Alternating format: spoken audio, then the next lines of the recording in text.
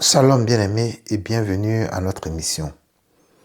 Nous allons parler du sens du sacrifice de Christ à la croix.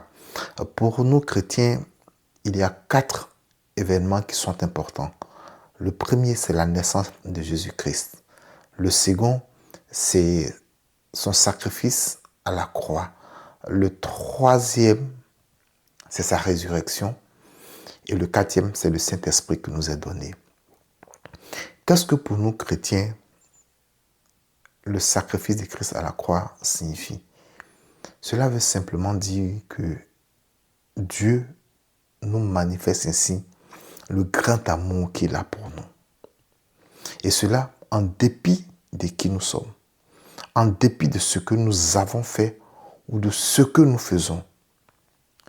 Christ nous aime. C'est la raison pour laquelle il dit dans Romains chapitre 8 et chapitre 5 verset 8, il dit « Alors que nous étions encore pécheurs, Christ est mort pour nous. » Nous n'étions pas encore des hommes parfaits.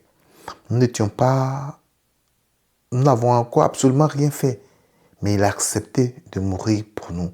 Et dans Jean 3, verset 16, il dit « Car Dieu a tant aimé le monde qu'il a donné son Fils unique. » Donc la mort de Christ à la croix, c'est le symbole du grand amour que Dieu avait pour nous.